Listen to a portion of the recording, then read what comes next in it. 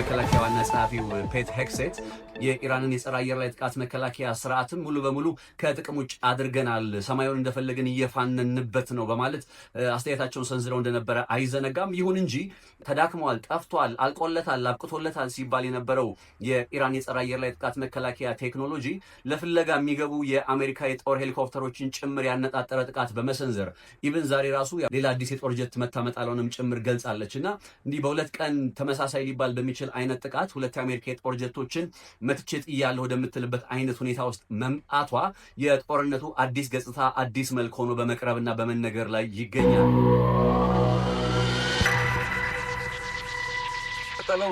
በቀጠለው የኢራን የእስራኤል ብሎም የአሜሪካ ጦርነት ላይ እንግዲህ እየተሰሙ ያሉ በርካታ ጉዳዮች አሉ። በተለይ በትናንትናው ዕለት የአሜሪካ የጦር ጀት ኤፍ-35 የሚሉት ኢራኖቹ እነ እስራኤል ደግሞ ወይም እነ አሜሪካ ደግሞ ኤፍ-15ኢ እያሉ የገለጹት ማለት ነው የጦር ጀት ተመቶ ወድቆ ነበረ። የዛ ጦር ጀት አብራሪ ኤፍ-35 ከሆነ አንድ ጦር ጀት አብራሪ ብቻ ነው የሚኖረው። ኤፍ-15ኢ የሚባለው ከሆነ ደግሞ ሁለት የጦር ጀት አብራሪ ነው የሚኖረው። ስለዚህ አሜሪካ የምትለው ከነዛ መካከል ከሁለቱ አብራሪዎች መካከል አንዱን ማዳን ወይም ማትረፍ ችያለሁኝ፣ አንዱን በፍለጋ ላይ እገኛለሁ ትላለች። ኢራን ደግሞ ምንም እንኳን ግለሰቡን ወይም አብራሪውን በቁጥጥር ስር አውለናል የሚሉ አይነት መረጃዎችን በትላንትናው ዕለት ብንሰማም ያን ሊያረጋግጥ የሚችል አይነት በቪዲዮ የተደገፈ ተጨማሪ ማስረጃዎች ከነ ታስኒምም ሆነ ከነ ማህር የዜና ምንጮች ላይ ማየት አልቻልንም። ወይም ደግሞ ግለሰቡ ወይም አብራሪው በቁጥጥር ስር ውሏል የሚለውን ነገር በዜና ከመነገሩ ባለፈ እንደ ማስረጃ ሆኖ የቀረበ ምንም አይነት ጉዳይ የለም።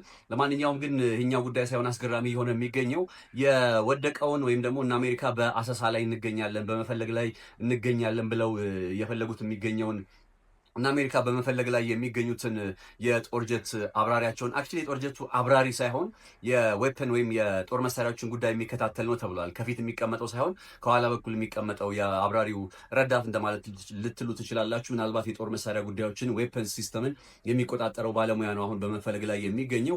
ታዲያ ይህንን ባለሙያ ለመፈለግ አሜሪካ የምትልካቸው የብላክ ሃውክ የተባሉ የሚጠሩ የሄሊኮፕተሮች አሉ። ሌሎችም የጦር ጀቶች ሪፊውለሮችም እንደምትመለከቱት በዚህ ምስል ላይ በተለይ አየር ላይ ጭምር ሪፊውል እያደረጉ ረዥም ሰዓት ከማሰሳቸው የተነሳ ነዳጃቸውን ጨርሰው ማለት ነው አየር ላይ ጭምር ሪፊውል እያደረጉ የማሰስ ስራቸውን ቀጥለው ነበረ። ነገር ግን እነዚህ የወደቀውን ፓይለት ለመፈለግ ወደ ኢራን አየር ክልል ውስጥ እየገቡ የሚገኙ የጦር ጀትም ሆነ ሄሊኮፕተሮች እንዲሁም ሪፊውለሮች በኢራን ኢላማ ውስጥ እየገቡ ይገኛሉ የሚሉ መረጃዎች በመውጣት ላይ ናቸው።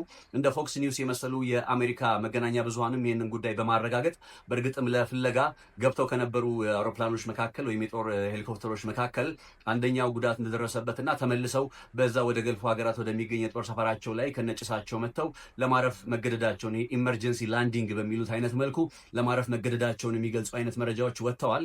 ከዛም ባለፈ ኢራን ደግሞ በዛሬው ዕለት ትላንትና ጥየዋለሁ ካለችው የጦር ጀት በተጨማሪ ሌላ አዲስ የጦር ጀትንም እንዲሁ ምናልባት ኤፍ-16 ወይ ኤፍ-15 ይሆናል ብለው ተናግረዋል። ያን አይነት የጦር ጀትም እንዲሁ በዛሬው ዕለት መጥተው መጣላቸውን የሚገልጽ አይነት ጉዳይን በመሰማት ላይ ይገኛል። ይሄ ጉዳይ ታዲያ እጅግ በጣም ሰርፕራይዚንግ ሆኖ ነገሩ እንዲህ ዓለም አቀፍ መገናኛ ብዙሃኖች እንዲቀባበሉት እያደረገ የሚገኘው ነጥብ ምንድን ነው ካላችሁ ከቀናት በፊት የአሜሪካ የመከላከያ ሚኒስትር ወይም የመከላከያ ዋና ጸሐፊው ፔት ሄግሴት በተደጋጋሚ ሲያነሱት የነበረ አንድ ሀሳብ ነበር። የኢራንን ሰማይ እንደፈለግን እንሆንበታለን፣ ማንም ሊያስቆመን አይችልም፣ የኢራንን የጸረ አየር ላይ ጥቃት መከላከያ ስርዓትም ሙሉ በሙሉ ከጥቅም ውጭ አድርገናል፣ ሰማዩን እንደፈለግን እየፋነንበት ነው በማለት አስተያየታቸውን ሰንዝረው እንደነበረ አይዘነጋም። ይሁን እንጂ ይህ አስተያየታቸው በናሬቲቭን ተቆጣጥሮ መቀጠሉ ጠቅሟቸው የቆየ ቢሆንም ራይት ናው ግን በተለይ ተዳክመዋል፣ ጠፍቷል፣ አልቆለታል፣ አብቅቶለታል ሲባል የነበረው የኢራን የጸረ አየር ላይ ጥቃት መከላከያ ቴክኖሎጂ ለፍለጋ የሚገቡ የአሜሪካ የጦር ሄሊኮፕተሮችን ጭምር ያነጣጠረ ጥቃት በመሰንዘር ኢብን ዛሬ ራሱ ሌላ አዲስ የጦር ጀት መታመጣለውንም ጭምር ገልጻለች እና እንዲህ በሁለት ቀን ተመሳሳይ ሊባል በሚችል አይነት ጥቃት ሁለት የአሜሪካ የጦር ጀቶችን መትቼት እያለሁ ወደምትልበት አይነት ሁኔታ ውስጥ መምጣቷ የጦርነቱ አዲስ ገጽታ አዲስ መልክ ሆኖ በመቅረብና በመነገር ላይ ይገኛል። በተለይ እነ ፔት ሄግሴት በዚህ በምስሉ ላይ እስኪ ተመልከቷቸው ምን እንደሚሉ። እኔ መልእክታቸውን እስኪ ላስደምጣችሁ ምን ብለው እንደነበረ። Iran has no air defenses. Iran has no air force. Iran has no navy.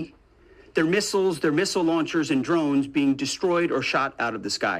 Their missile volume is down 90%. Their one-way attack drones yesterday, down 95%. And as the world is seeing, they are exercising sheer desperation in the Straits of Hormuz. Something we're dealing with. We have been dealing with it, and don't need to worry about it. ብቻ አይደሉም ባይዘው የአሜሪካው ፕሬዚዳንት ዶናልድ ትራምፕም እንዲሁ በተመሳሳይ የኢራንን የጸረ አየር ላይ ጥቃት መከላከያ ቴክኖሎጂዎች በተመለከተ በጣም እንዲሁ ተመሳሳይ አይነት መረጃዎችን እያሰራጩ እያጋሩ ነበረ። በእስራኤል በኩልም ተመሳሳይ አይነት መረጃዎች የኢራን የጸረ አየር ላይ ጥቃት መከላከያ ቴክኖሎጂዎች አልቆላቸዋል፣ አብቅቶላቸዋል የሚሉ ዘገባዎች በተደጋጋሚ ሲወጡ ነበረ። አሁን ያ ከወጣ በኋላ ይሄ ጥቃት መሰንዘሩ ነው እንግዲህ ነገሩን ይበልጥ አስገራሚ አድርጎት በርካቶችም እና አሜሪካ እና እስራኤል እያቀረቡት የነበረው ናሬቲቭ በአሁኑ የኢራን ጥቃት ሳቢያ ፈርሶባቸዋል፣ ፉርሽ አድርጎባቸዋል የሚል ሐሳብን እንዲያስተጋቡና ኢራን አሁንም ቢሆን የጸረ አየር ላይ ጥቃት መከላከያ ቴክኖሎጂዎች አሉኝ እንድትል ደረቷን ነፍታ እንድትናገር የሚያደርግ አይነት ነባራዊ ሁኔታ ተፈጥሯል እየተባለ የሚገኘው። እርግጥ ነው የኢራን የጸረ አየር ላይ ጥቃት መከላከያ ቴክኖሎጂ ምንም ጉዳት አልደረሰበትም ልላችሁ አይደለም። ከባድ የሆነ ጉዳት ደርሶበታል፣ ጥቃት ተፈጽመውበታል እና አሜሪካም እኮ እውነት ለመናገር በጣም ተከታታይ የሆኑ ጥቃቶችን ከመሰንዘራቸው ጀርባ የጸረ አየር ላይ ጥቃት መከላከያ ቴክኖሎጂዎቹ የት ገብቶ ነው የሚል ጥያቄንም እናነሳ ነበረ። ምን ማለት ነው ግን አሁን ላይ ከቀናት በፊት የአይአርጂሲ ኮማንደሮች ምን አይነት ሀሳብን አጋርተው ነበር መሰላችሁ? ልክ እነ ፔቴክሴት ቀደም ብሎ የነገርኳችሁን አይነት መረጃ በሚያጋሩበት ጊዜ ኢራኖች ምን አሉ? በቃ አቁቶላችኋል የምትሉትን ነገር እንዳላበቃ በቀናት ውስጥ ትመለከታላችሁ። አዳዲስ የሆኑ የጸረ አየር ላይ ጥቃት መከላከያ ቴክኖሎጂዎችን ማዘጋጀት ችለናል፣ በነዛም ደግሞ ምን አይነት እርምጃ እንደምንወስድ ትመለከታላችሁ እያሉ የዛቻ መልእክቶችን ሲያቀርቡ ነበረ። ስለዚህ ይህንን አይነት ሀሳብ ከተናገሩ ከቀናት በኋላ ነው እንግዲህ የጦር ጀቶቹ ሄሊኮፕተሮቹን ያነጣጠረ አይነት ጥቃት በመሰንዘር ላይ የሚገኘው። ይህ ነባራዊ ሁኔታ ታዲያ በተለይ እንግዲህ በኢራን ውስጥ ወድቋል የተባለውን የአሜሪካ የጦር ጀት አብራሪ ለማዳን እየተከናወኑ ባሉ ተልእኮዎች ላይ የአሜሪካ ሄሊኮፕተሮች ጉዳት እየደረሰባቸው ሲመለሱ ሲታይ ምን ተባለ? የብላክ ሃውክ ዳውን የሚባለውንና በ1993 እንደ አውሮፓውያን አቆጣጠር በሞቃዲሾ በሶማሊያ ርዕሰ መዲና ሞቃዲሾ ውስጥ የተፈጠረውን ታሪክ የሚያስታውስ አይነት እንዳይሆንም በመባል ላይ ይገኛል። 1993 እንደ አውሮፓውያን አቆጣጠር በሶማሊያ ምንድነው የተፈጠረው ካላችሁ እጅግ በጣም ሰርፕራይዚንግ በሆነ መልኩ እነ አሜሪካ የደልታ ፎርሳቸውን ጭምር ብላክ ሃውክ እየተባለ የሚጠራ ሄሊኮፕተር አሁን ኢራን ውስጥ እንደገባው አይነት ማለት ነው ሄሊኮፕተር ወደ ሶማሊያ ወታደሮችን ጭነው ገብተው ነበርና ልክ ወታደሮችን ጭነው ገብተው ሞቃዲሾ ውስጥ እንደደረሱ ግን ከየት መጣ ያልተባለ የሶማሊያ ታጣቂዎች ጥቃት መሰንዘር ጀመረ። የሩሲያ ሰራሽ በሆኑ ሮኬቶች አማካኝነት በመጠቀም የሁለት የአሜሪካ ብላክ ሃውክ የተባሉ የሚጠሩ ሄሊኮፕተሮች ወደቁ። በሚወድቁበት ሰዓት ላይም እንግዲህ የአሜሪካ ወታደሮችም ጭምር ከሄሊኮፕተሮች ወደቁ፣ ጉዳት ደረሰባቸው።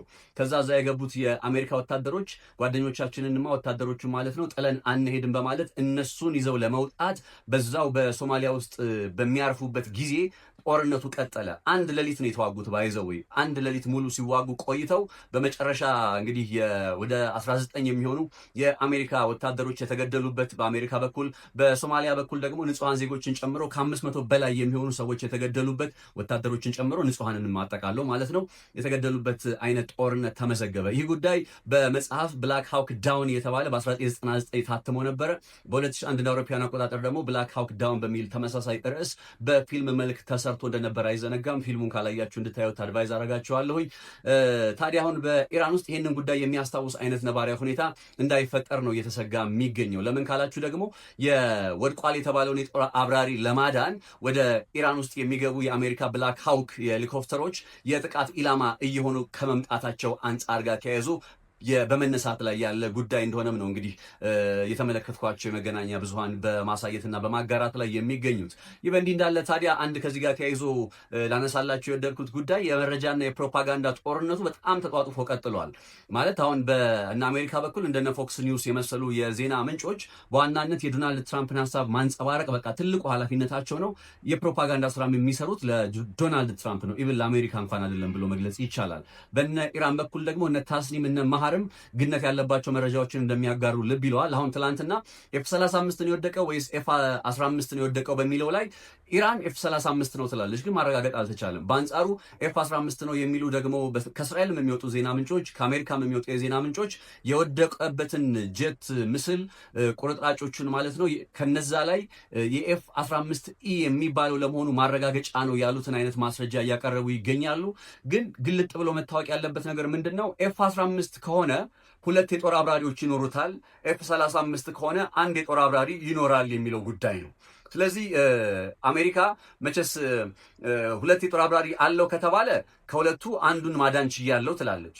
ኢራን ደግሞ 1 የጦር አብራሪ ያለው ጀት ነው የወደቀው በሚለው ላይ ነው እንግዲህ አቋሟን ያጸናችው። ስለዚህ ይሄኛው ጉዳይ ከጊዜ ጋር አብሮ መቆየትና መጣራት የሚኖርበት ነገር ይኖራል። ከዛም ባለፈ ኢራን ደግሞ በዛሬው ዕለት ትላንትና ጥየዋለሁ ካለችው የጦር ጀት በተጨማሪ ሌላ አዲስ የጦር ጀትንም እንዲሁ ምናልባት F-16 ወይ F-15 ይሆናል ብለው ተናግረዋል። ያን አይነት የጦር ጀትም እንዲሁ በዛሬው ዕለት መተው መጣላቸውን የሚገልጽ አይነት ጉዳይን በመሰማት ላይ ይገኛል። ይህንን ጉዳይ ሲኤንኤንም ማረጋገጫ ሰጥቶበታል። F-10 ማለት A-10 እየተባለ የሚጠራ የጦር ጀት መሆኑን ማረጋገጥ ችያለሁ በማለት በሰራው ዘገባ ላይ ገልጿል። CNN has now confirmed a second U.S. jet shot down, this one an A-10 Thunderbolt known as a Warthog. The plane went down in the Persian Gulf. The pilot ejected and was rescued safely. These A-10s have been flying multiple missions over Iran. It's a single-seater, and this comes following the shoot down earlier of an F-15. ስለዚህ ኢራኖች በእርግጥም የሁለተኛውን የአሜሪካ የጦር ጀት በሁለት ቀናት ውስጥ ሁለተኛውን የአሜሪካ የጦር ጀት መተው ጣሉ የሚለው ጉዳይ አሁን የተረጋገጠ መሆኑን ልብ ይሏል ማለት ነው። ቀደም ብሎ እንዳልኳችሁ ግን እነዚህ ጥቃቶች በቃ አስገራሚነታቸው ከምን አንጻር ነው ከተባለ ተዳክሟል አልቋል የሚባለው የኢራን የጸረ አየር ላይ ጥቃት መከላከያ ስርዓት ምን አዲስ ነገር መጥቶለት ነው የሚለው ጥያቄ ነው እንዲነሳ ምክንያት እያደረገ የሚገኘው። ከዚህ ጋር በተገናኘ እንግዲህ አዳዲስ የሆኑ ቴክኖሎጂዎችን የአይአርጂሲ ወይም የኢራን አብዮታዊ ዘብ መጠቀም ጀምሯል የሚል ሀሳብን በመስተጋባት ላይ ይገኛል። ይሄኛው ለምንድነው በመነሳት ላይ የሚገኘው? ቀናት በፊት ቀደም ብዬ እንደነገርኳችሁ የኢራን አብዮታዊ ዘብ አዲስ ቴክኖሎጂ ዘንድ እንደምንመጣ በአጭር ቀናት ውስጥ ትመለከታላችሁ ብሎ ገልጾ ስለነበረ አሁን ያንን ሊያረጋግጥና ሊያሳይ በሚችል መልኩ ነው እንግዲህ አሁን በእርግጥ አሜሪካ በኢራን ሰማይ ላይ እንደፈለገች ትሆናለች ወይም እንደፈለገች እየሆነች ነው ወይ የሚለው ጥያቄም መነሳት ያለበት ከእንደዚህ አይነት ጥቃቶች መነሻነት እንደሆነም በመነገር ላይ ይገኛል። ሌሎች ከኢራን አዳዲስ ይዛቸው ወደ ጦር ግንባሩ ተቀላቅላለች ከሚባሉ የጸረ አየር ላይ ጥቃት መከላከያ ቴክኖሎጂዎች በተጨማሪ ከነ ቻይናም ጭምር እርዳታ እያገኘች ነው የሚሉ አይነት ዘገባዎችንም መመልከት ችያለሁኝ።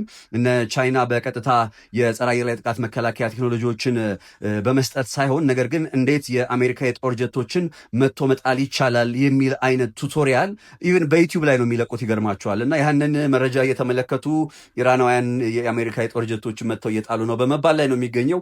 በዚህ ደረጃ ቀላል ነው ብዬ ባላምንም አንድ የአሜሪካ የጦር ጀትን መጥቶ መጣል በተራ የዩቲዩብ ቪዲዮ ላይ በሚለቀቅ ቱቶሪያል አማካኝነት መጥቶ መጣል ይቻላል በሚለው ላይ እርግጠኛ መሆን ባልችልም ነገር ግን ያው እንደ መረጃ እየተነሳ ያለ ጉዳይ ስለሆነ ጥቁምታው ልሰጣችሁ ስለወደድኩ ነው። ለማንኛውም ይሄ ከዚህኛው ጉዳይ ጋር በተያያዘ ያው የዚህ ሆርሙዝ ሰርጥን ስንመለከት ከሀገረ ኢትዮጵያ ጋር የተገናኘው መረጃ እስኪ ወደ እናንተ ላቅርብ።